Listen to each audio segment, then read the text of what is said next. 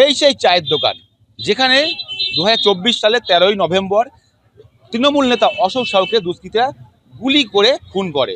একেবারে জগদ্দল থানা পাশেই রয়েছে, জগদ্দল থানার একেবারে ঢিলছোড়ার দূরত্বে এই চায়ের দোকানে অশোক সাউ বসেছিল। সেই সময় দুষ্কৃতীরা এসে তাকে গুলি করে খুন করে। আর এই ঘটনা তদন্তভার গ্রহণ করে যখন জগদ্দল থানার পুলিশ, যখন জগদ্দল থানা পুলিশ ইতিমধ্যেই 7 জনকে গ্রেপ্তার করে। পরবর্তীকালে 2 জন ছাড়া পেয়ে যায়, 5 জন এখনো পর্যন্ত বিচারাধীন রয়েছে। কিন্তু পুলিশের ভূমিকা নিয়ে যথেষ্টই প্রশ্ন রয়েছে খুন হয়ে যাওয়া অশোক সাহের পরিবারের তরফ থেকে। এ বিষয়ে তারা এনআইএ তদন্তের জন্য দাবি জানিয়েছিল মহামান্য উচ্চ আদালতে। এরপর গতকাল মহামান্য উচ্চ আদালত এই অশোক সাহু খুনের ঘটনায় এনআইএ তদন্তের নির্দেশ দেয়।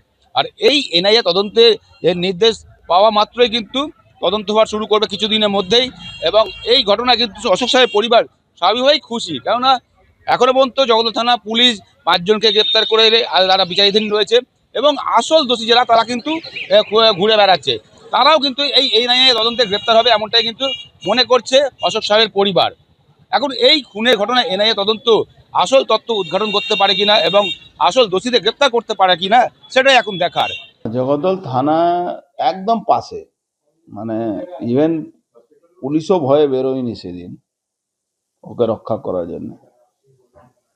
পরে আমরা জানতে পারলাম পুলিশের সব ছিল, মানে পুলিশ তাকে, পুলিশের সাহসটাও মরে গেছিল। যদি আপনি কোনো সন্তুষ্ট নন আপনি রাজ্য পুলিশের উপরে, হতেই পারে আপনি সিবিআই ডিমান্ড করবে যে তদন্ত ঠিক হোক।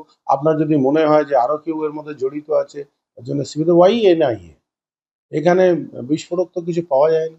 বোম করে মেরেছে, গুলি চলেছে। আরে দাদা, বোম তো হারদিস চলছে, রোজই চলে কোথাও না কোথাও। পুরো ভারতবর্ষের বুকে কোন জায়গায় দেখা যায় যে হয় না? আমি তো এনআইএ অন্যান্য রাজ্যে কোনোদিন দেখি না হানামার। এই মুদিখানা বাজারের মতন এই গলি ওই গলি, এ তো আমি কোনোদিনও দেখিনি অন্য কোনো রাজ্যে, শুধু পশ্চিমবাংলায়। ঠিক আছে, আদালত দিয়েছে, এনআইএ তদন্ত করুক।